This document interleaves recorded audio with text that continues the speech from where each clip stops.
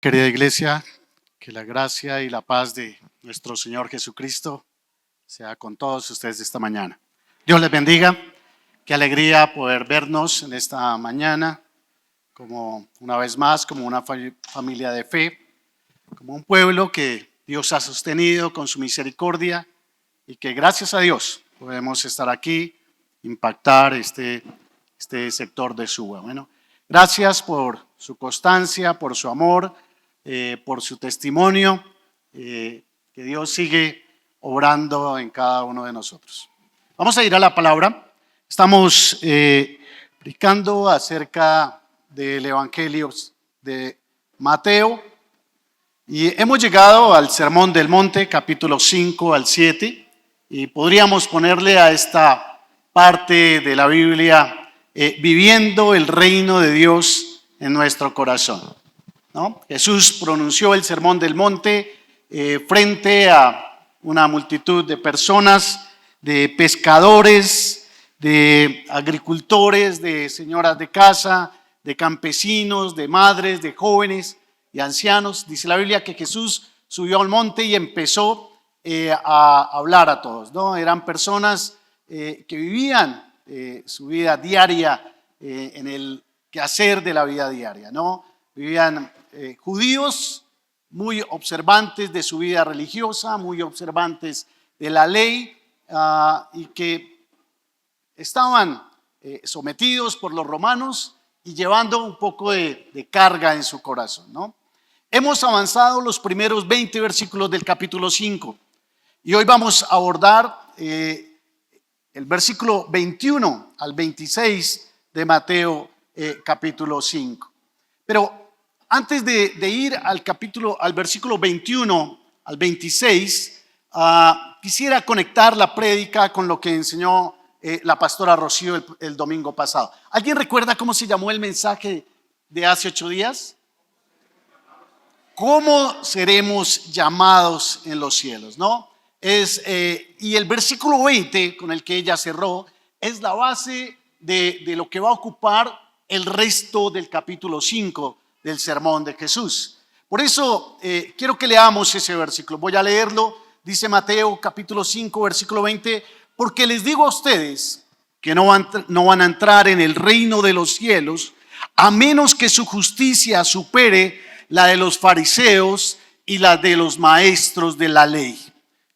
Bien, ¿qué quiso decir Jesús con esto de que os digo que si vuestra justicia no supera la de los escribas y los fariseos, ustedes no van a entrar al reino de los cielos? No, es una amenaza muy importante porque tiene que ver con entrar o no al reino de los cielos. Y es la base de lo que Jesús va a explicar de aquí hasta el final del capítulo.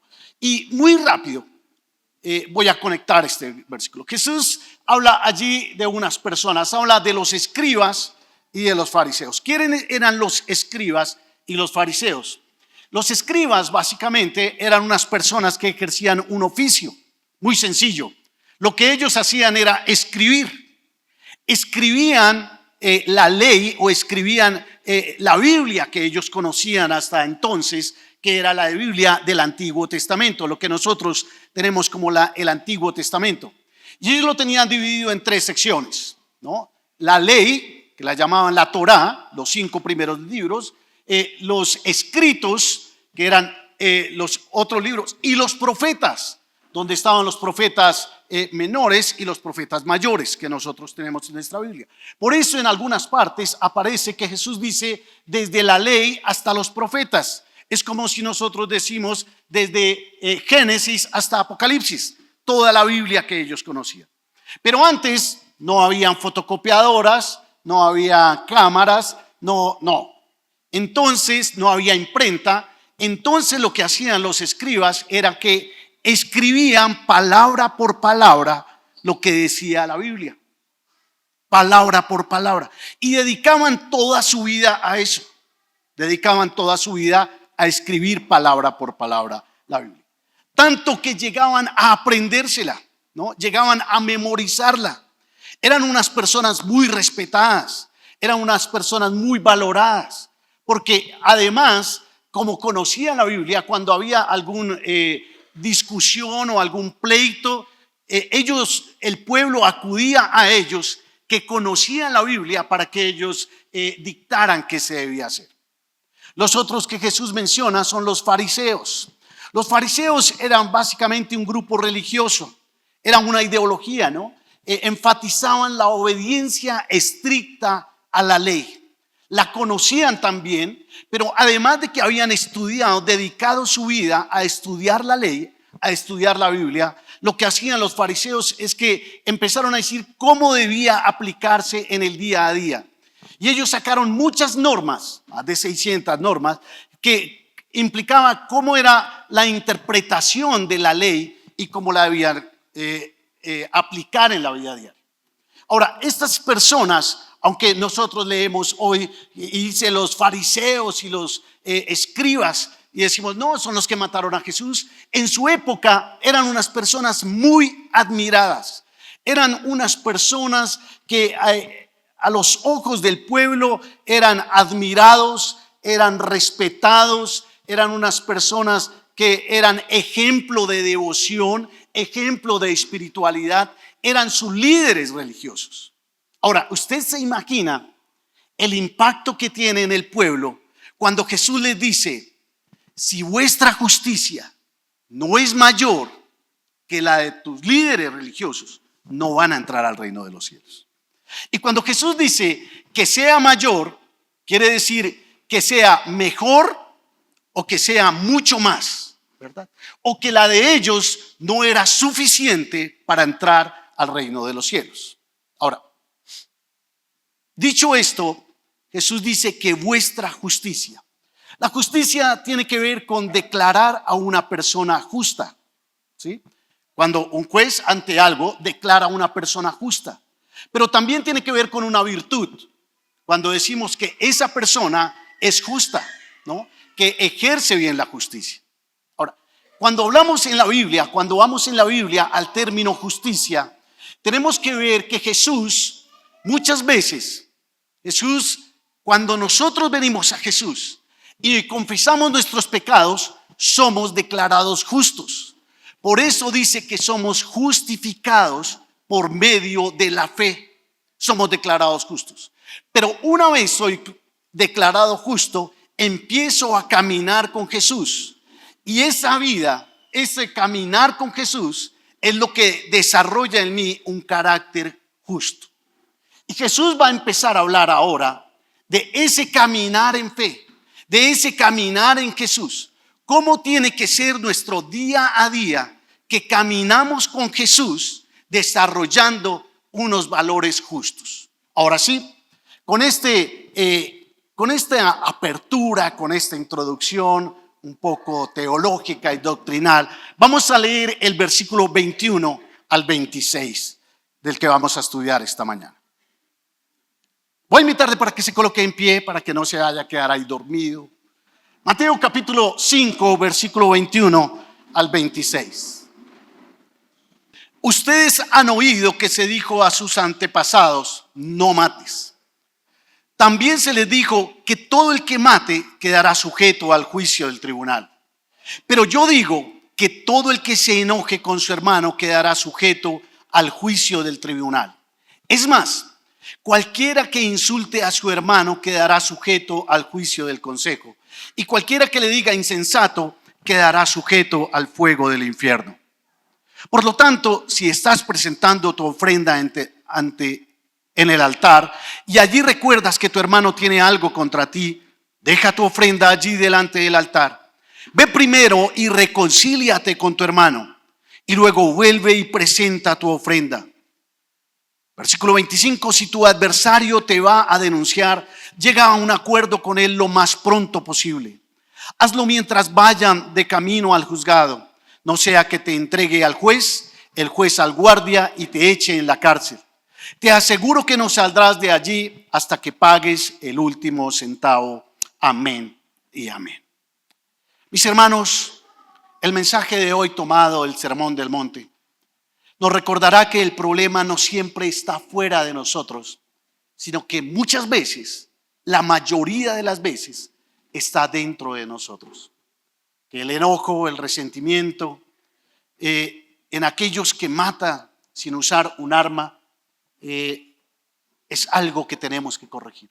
Por eso le animo a abrir tu mente, tu corazón, tu espíritu, para escuchar lo que Dios tiene para ti en esta mañana. Cerremos nuestros ojos y vamos a orar por un momento, hablamos con Dios. Señor, te doy gracias por cada uno de los que estamos aquí. Cada familia aquí representada, Señor. Cada joven, cada adulto, cada niño que crece viendo nuestro ejemplo. Te doy gracias, Señor, porque a pesar de las pruebas, a pesar de las dificultades, seguimos aquí creyendo, perseverando, esperando en ti, buscando tu rostro, anhelando tu presencia y con el deseo de escuchar tu palabra. Ruego, Señor, que tu palabra nos hable, nos desafíe, nos confronte y nos transforme, Señor. Que nuestra fe no pueda quedarse en las paredes de la rutina, del templo, de la religión, sino que tú nos llames, Señor, a ir más allá de la costumbre y nos permitas ver que tú nos llamas a cumplir no un rito, no a venir a un culto solamente, sino, Señor, tú nos llamas a tener corazones llenos de ti, a tener relaciones sanas. Que tú nos levantes, Señor, como seguidores tuyos, con profundidad espiritual. Coloco este tiempo en tus manos, en el nombre de Jesús. Amén y amén. Tome su lugar, por favor.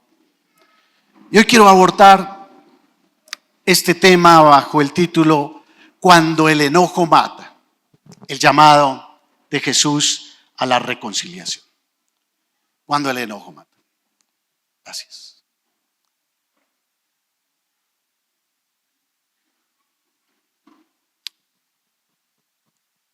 El enojo es una emoción generada por uno de los múltiples conflictos que tiene el ser humano.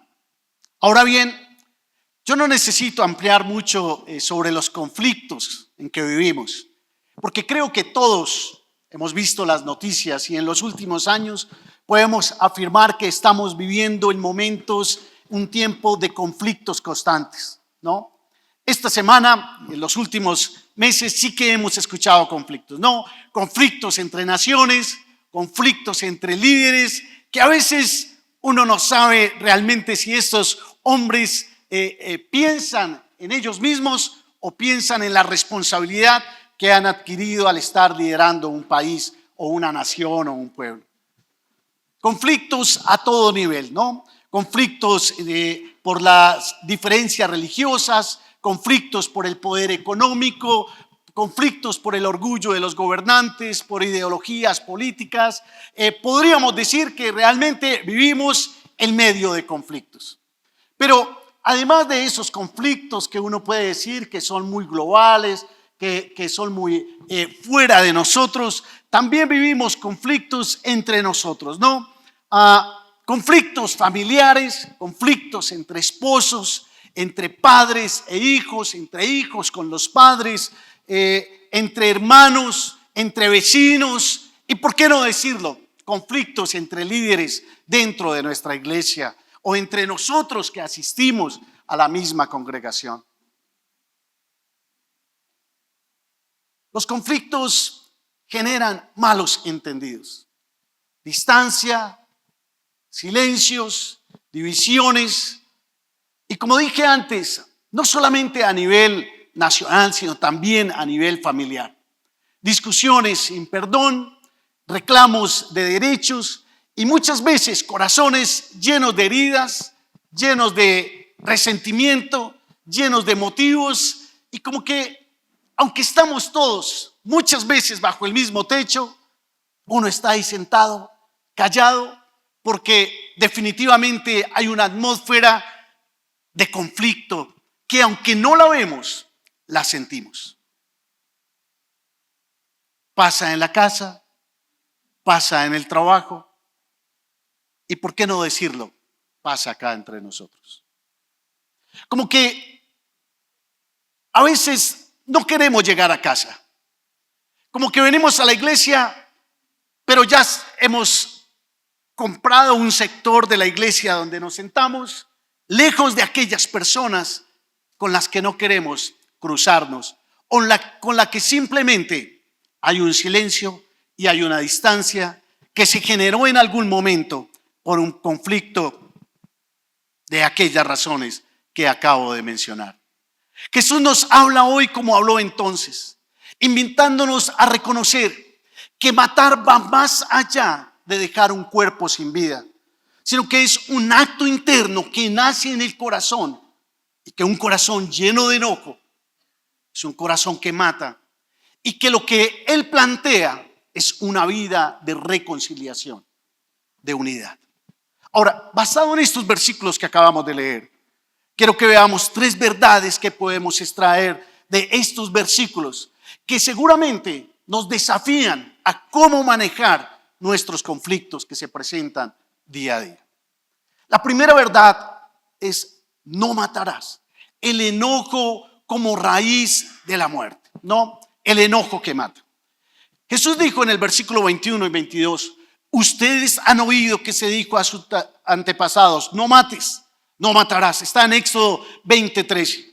También se les dijo que todo el que mate quedará sujeto al juicio del tribunal. Pero yo digo que todo el que se enoje con su hermano quedará sujeto al juicio del tribunal. Es más, cualquiera que insulte a su hermano quedará sujeto al juicio del consejo. Y cualquiera que le diga insensato quedará sujeto al fuego del infierno. Cuando Jesús dice, ustedes han oído, y luego va a decir, pero yo os digo, lo va a utilizar de aquí al versículo, al final del capítulo, en 6 ocasiones. Pero ustedes han oído, pero yo les digo. Lo que él quiere decir es enfatizar, ampliar la visión de lo que querían decir los mandamientos que tanto observaban los judíos. Él quería mostrar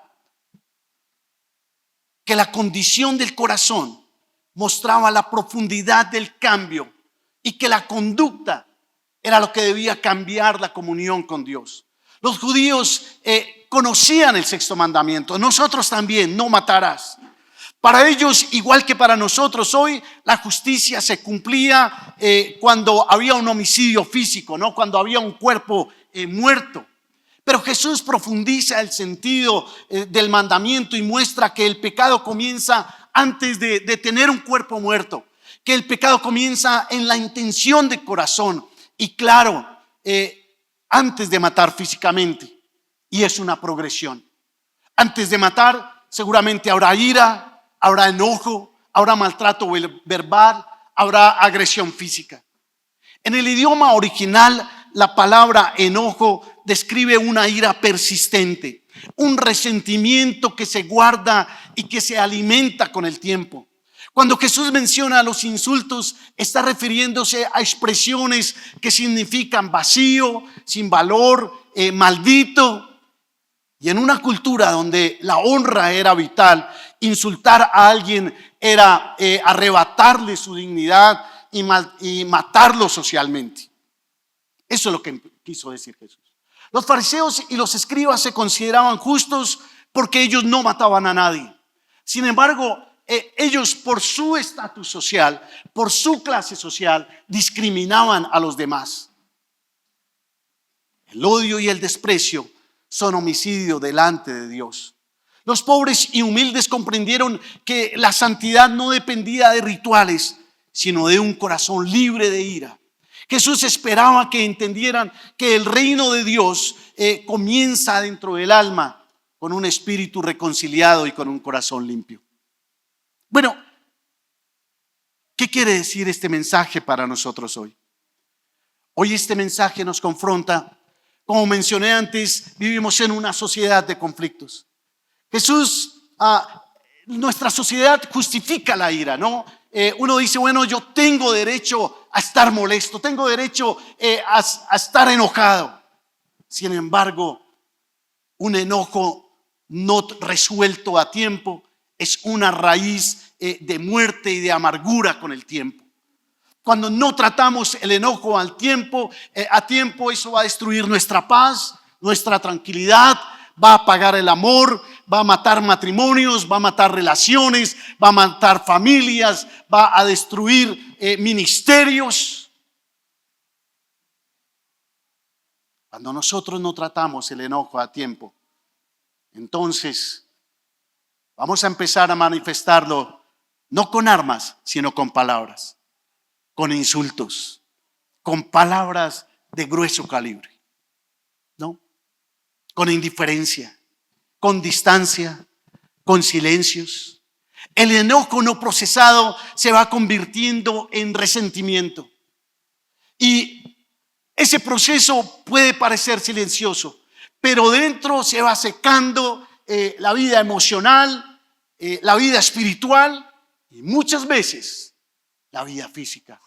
Porque muchas personas se enferman por no procesar la ira, el enojo, sino vivir cargados y cargados con otros. Todos somos propensos a que nos saquen el mal genio. Yo también. Muchas veces somos depositarios de un trato injusto, de injusticias de otros, de los jefes, a veces dentro de la familia, en el trabajo, de vecinos, del gobierno mismo. ¿Quién de nosotros podría decir que nunca le han sacado el genio? Todos hemos tenido. Jesús también.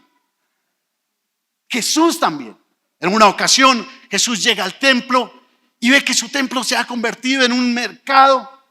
Jesús saca la correa y Jesús empieza a decir: han convertido mi casa en cueva de ladrones. Jesús estaba molesto. Efesios 4:26 dice: no se enojen. Si se enojan, no pequen. No dejen que el sol se ponga estando aún enojados. No. El apóstol Pablo enseña que el enojo retenido abre puertas al enemigo. Y en 1 Juan 3:15 dice: todo el que odia a su hermano es un asesino. Todos sentimos enojo muchas veces. Todos tenemos conflictos. Es parte de la vida, es parte de las relaciones. La Biblia dice que el hierro se afila con el hierro y el hombre en el trato con el hombre. Y entre más estamos cerca, entre más nos conocemos, somos más propensos a generar conflicto, a generar roces, a generar dificultades.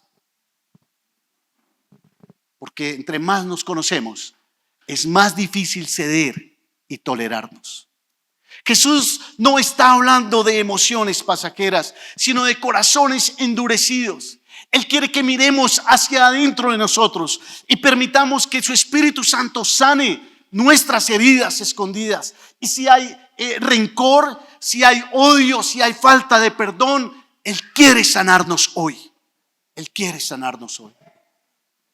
Si tenemos situaciones que nos han llenado de enojo, donde nos han sacado la ira, no permitas que esto te lleve a los insultos, al maltrato, a hablar mal del otro, a ofenderlo con tremendas palabras.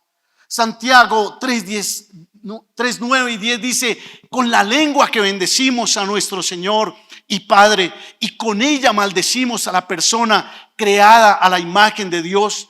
De una misma boca salen bendiciones y maldición. Dice: hermanos míos, que no sea así, no debe ser así. No debe ser así. A veces me aterra cuando escucho algunos cristianos en medio de dificultades. Lo he dicho muchas veces, que muchos que realmente somos como la crema de dientes, ¿no? Usted aprieta la crema de dientes y sale lo que tiene, ¿no? Y en medio de la presión, en medio de dificultades, en medio de los problemas, cuando las cosas no salen como esperamos, o cuando las personas no actúan como nosotros esperamos, en medio de la presión sale lo que tenemos por dentro. Y salen Tremendas palabrotas.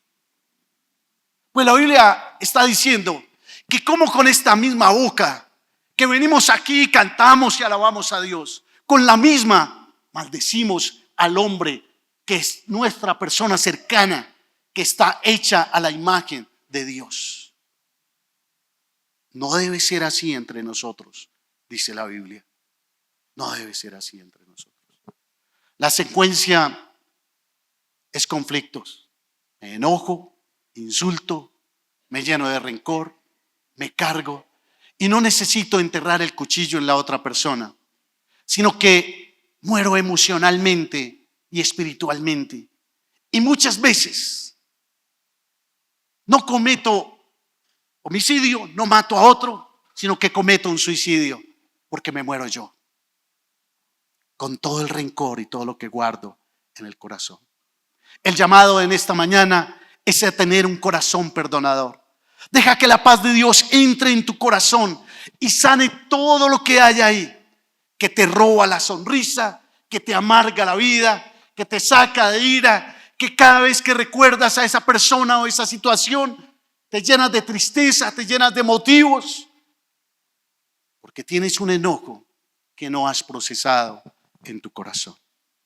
La segunda verdad: reconcíliate primero. La adoración que Dios acepta. Versículo 23 y 24.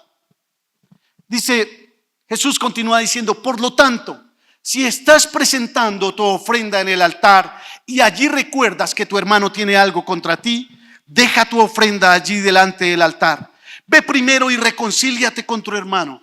Luego vuelve y presenta tu ofrenda. Luego vuelve y presenta tu ofrenda. Para los judíos, el acto de ofrecer sacrificio en el templo era algo supremamente importante. Era el momento más sagrado de toda la adoración y muchas veces de su vida. Muchos caminaban días para ir al templo a ofrecer una ofrenda, para llegar al templo. Cuando ellos escuchan a Jesús, después de haber caminado días, 5 días, 6 días, de caminar, ir al templo para ofrecer una ofrenda, y llegas al templo y Jesús te dice: si estás en el templo y sientes que alguien tiene algo contra ti, deja tu ofrenda, devuélvete, arregla las cosas y vuelve. ¡Wow! No era tan sencillo como nosotros ahora. Bueno, parémonos del culto y vamos allí. No. Llamemos, mandemos un WhatsApp. No. Para ellos era algo impensable. Era interrumpir el rito más importante del culto. Pero Jesús está declarando algo revolucionario. Dios no acepta adoración de corazones divididos, de corazones cargados, llenos de enojo, llenos de ira, llenos de rencor, de resentimiento. El término para reconcíliate significa restaurar activamente la relación, cambiar la hostilidad, ser activos en buscar la paz. Jesús está enseñando que la verdadera oración no comienza en el altar, sino comienza en las relaciones. Antes de levantar las manos, antes de aplaudir, antes de levantar la voz en adoración, hay que limpiar el corazón. Sus oyentes entendieron que Jesús estaba revelando una verdad espiritual. No hay comunión con Dios sino si hay enemistad con el prójimo. Él esperaba que su enseñanza produjera un cambio radical, que antes de cantar, que antes de sacrificar, el creyente buscara sanar sus relaciones, buscara el perdón en sus relaciones. Pues bien, con este contexto podemos asistir al culto, podemos servir, podemos predicar inclusive, podemos cantar. Pero si hay un enojo no procesado, si hay odio, si hay crítica, si hay indiferencia en el corazón, si hay resentimiento, si hay falta de perdón con alguien, Dios nos pide que nos detengamos. Y esperen, no se vaya a ir todavía. Porque Dios nos dice: deja tu ofrenda, ve y reconcíliate y después vuelve. ¿Sabe? que las estadísticas muestran que las familias cristianas, cuando tienen más diferencias, ¿sabe cuándo es? El domingo por la mañana antes de venir a la iglesia. Porque no te levantas rápido, porque te demoras, porque no desayunas, porque nos cogió la tarde y salimos y ya venimos. Bueno, los que vienen en carro, los que vienen a pie, unos adelante, otros atrás, de mal genio. Venga, lo que Jesús está diciendo es, venga, el culto empieza desde la casa. ¿Cómo están nuestras relaciones hoy? Jesús nos pide que seamos activos, diligentes en reconciliarnos primero. En nuestro tiempo, muchos sirven sin reconciliarse. Hay líderes que ministran con sus corazones heridos, matrimonios que oran sin hablarse, familias que adoran sin perdonarse, que viven en silencio, en indiferencia. Jesús nos enseña que el culto sin reconciliación es vacío. Podría decir que el culto sin reconciliación es una pérdida de tiempo. Creo que con toda esta agua, tener que... Bien. Marcos 11:25 dice, cuando estén orando, si tienen algo contra alguien, perdónenlo, para que también su Padre Celestial los perdone a ustedes. La adoración que agrada a Dios nace del perdón, de un perdón activo, de una cultura de vida, de dar y recibir perdón. Usted dirá, William, reconciliarse no es fácil. Yo también lo sé. Pienso que a medida que pasan los años en la vida, uno va teniendo más conflictos, más diferencias. Y yo quisiera tener 17, 16, donde todo va como bien. Pero los años van pasando y uno va teniendo más conflictos. Y sí, solucionar los conflictos muchas veces no es fácil. Reconciliarse no siempre es fácil. Muchos podríamos decir que el perdón es gratis para el que lo recibe, pero muy, muy difícil para el que lo da. Algunos, como dije antes, sentimos el derecho de estar enojados, de estar molestos, de sentir ira. Pero si venimos aquí, el mensaje de hoy, mis hermanos, es: debes trabajar activamente en sanar tus relaciones. Es necesario que te reconcilies. Jesús da una instrucción muy sencilla, pero muy, muy difícil. Ve primero y reconcíliate con tu hermano. No siempre depende de lo que el otro haga, sino de la disposición de nuestro corazón. No depende de lo que sientes. No está diciendo, cuando sientas, ve. No, lo hago porque obedezco a Dios. Y en obediencia a Dios, le pido a Dios, y ahora vamos a orar por eso, que Dios nos dé la fuerza, nos dé el valor para obedecer e ir y pedir perdón. No importa si tienes el 99% de la culpa. Por el 1% que es mi responsabilidad, te pido perdón.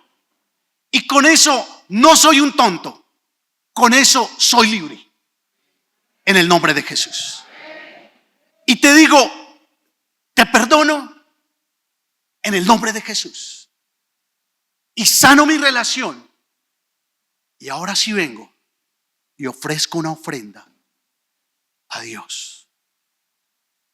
Cuando damos el paso del perdón, el cielo se abre y la comunión con Dios restaura.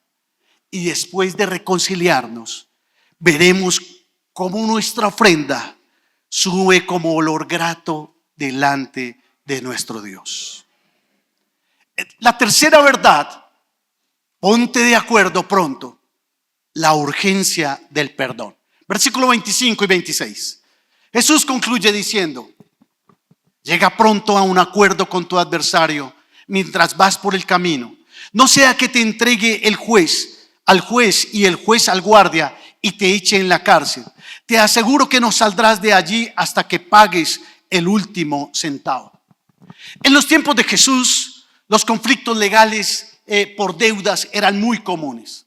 Si no se resolvían al tiempo, la persona podía llevar a la otra ante el juez y se encarcelaba hasta pagar todo, ¿no? Jesús, de hecho, lo utilizó en algunas parábolas y en algunos mensajes que dijo. Aquí lo utiliza. Jesús utiliza esta imagen para hablar de las relaciones humanas. El camino simboliza la vida, ¿no? El juez es la justicia divina y la cárcel es las consecuencias de un corazón endurecido. Su enseñanza fue clara: reconcíliate mientras tengas tiempo. No postergues el perdón. Jesús esperaba que sus oyentes comprendieran que la reconciliación no puede aplazarse. Es algo que hay que hacer rápido. Que la falta de perdón encadena al alma, que te carga, que te lleva a juicio, no solo de hombres, sino delante de Dios. Vivimos en una cultura que exalta el derecho personal. No, yo tengo la razón, son mis derechos, que venga el primero. Pero Jesús nos enseña que en la justicia del reino de Dios no consiste en reclamar los derechos, sino en buscar la paz. Cada día que pasas sin perdonar, el corazón se hace más duro y la distancia mucho más grande. Muchas relaciones mueren, no por grandes pecados, no por grandes problemas, sino por pequeñas heridas que no han sido tratadas. Recuerda algo en esta mañana: un problema grande fue un problema pequeño ayer que no fue tratado a tiempo. Romanos 12:18 dice: si es posible y en cuanto dependa de ustedes, vivan en paz con todos. Vivan en paz con todos. Y Santiago 1:20 dice: la ira humana no produce la vida justa que Dios quiere. No produce la vida justa que Dios quiere. El perdón no borra lo ocurrido, pero libera el alma. No siempre logramos una reconciliación total, pero el creyente puede tener paz al haber hecho su parte. Jesús nos llama a resolver los conflictos mientras estamos en el camino de la vida, mientras tenemos vida, antes de que sea tarde. La reconciliación no es debilidad, es sabiduría espiritual. En una sociedad donde todos reclaman derechos, Jesús nos llama a no reclamar derechos, sino a dar de gracia. Dice: de gracia recibimos, de gracia damos. Donde hay violencia verbal, Él ofrece palabras de perdón. Donde hay división, Él nos llama a buscar la reconciliación.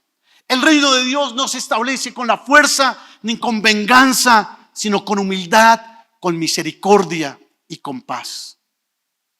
Déjeme terminar esta mañana, concluir con un texto en la Biblia que he utilizado antes en una reunión de líderes y que luego de un tiempo en oración, Dios ha puesto en mi corazón compartirlo una vez más hoy. Hay un texto en la Biblia donde el apóstol Pablo desde la cárcel le escribe a los hermanos de la iglesia de Filipos. Y dice Filipenses 4:2-3. Pablo les escribe a los de la iglesia una carta para que sea leída el domingo cuando todos se reúnen. Y dice: ruego a Evodia, también a Síntique, que se pongan de acuerdo en el Señor. Y a ti, mi fiel compañero, te pido que ayudes a estas mujeres que han luchado a mi lado en la obra del Evangelio. Evodia y Síntique eran dos líderes de la iglesia. Ellos habían ayudado con el apóstol Pablo a formar la iglesia en Filipos. Pero por aquellas cosas del ministerio habían tenido un conflicto. Ya ellas no se hablaban, Ya ellas no estaban de acuerdo. Quizá ellas venían a la reunión, pero cada una se sentaba en una esquina. Y el apóstol Pablo les escribe: yo ruego a Evodia y a Síntique que se pongan de acuerdo, que sean de un mismo sentir. Cuando leo este texto, me imagino el impacto que tuvo en ellas, en su corazón. Cuando ellas están allí reunidas el domingo en la mañana, la iglesia está llena porque quieren escuchar lo que les ha mandado decir el apóstol Pablo. Era su fundador, era su predicador. Y cuando ellas escuchan su nombre, quizá una en cada esquina, quizá el resto de la iglesia trata de no mirarlas para no hacerlas sentir mal, pero ellas allí en su corazón quizá agachan su rostro y recuerdan lo sucedido. Quizá empiezan a llorar. El apóstol Pablo les dice: yo les ruego que sean de un mismo sentir. Quizá ellas se paran de su esquina cada una y vienen y en medio, delante de todos, se ponen de acuerdo y lloran. Se piden perdón. Dicen: cómo nosotros, por nuestro orgullo, por nuestro enojo, interrumpimos la bendición de Dios para nuestra iglesia, para nuestras familias. Cuando leo este texto, tengo que decirle: ay, Pablo, si tú mandaras una carta para nuestro país diciendo que los de la derecha y la izquierda se pongan de acuerdo, si mandaras una carta para nuestras familias diciendo: os ruego a papá y mamá que se pongan de acuerdo. ¿Cuántos hijos de los que están aquí anhelan y rogarían a Dios que papá y mamá se pongan de acuerdo? Os ruego que mamá e hija se pongan de acuerdo, que entre hermanos nos pongamos de acuerdo, que entre hijos y padres se pongan de acuerdo, que entre nosotros, mis hermanos, nos pongamos de acuerdo. Os ruego, mis hermanos,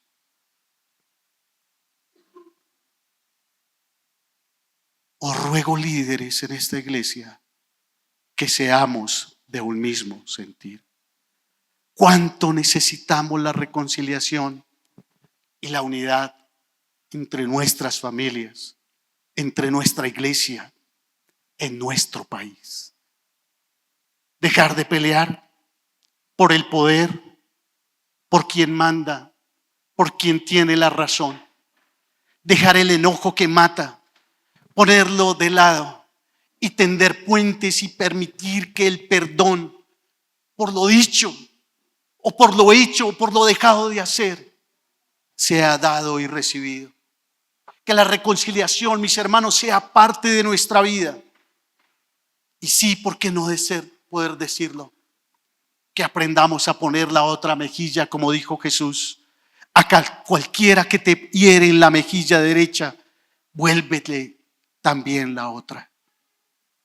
Creo que la única forma de tener la fuerza para procesar un perdón así, cuando hemos sido víctimas de muchas cosas, creo que la única forma es viniendo a la cruz y recibir de Jesús la fuerza y el perdón que nos ayuda a tomar la iniciativa de ser hombres y mujeres de paz, que no solamente hablamos, sino que vivimos un camino de reconciliación. Mis hermanos, el deseo de esta mañana es que el reino de Dios llegue a nuestro corazón, que Él gobierne nuestra vida y que la intimidad con Dios sea cada día más fuerte, que recibamos en esa intimidad la fuerza para tener una vida activa de reconciliación y de perdón.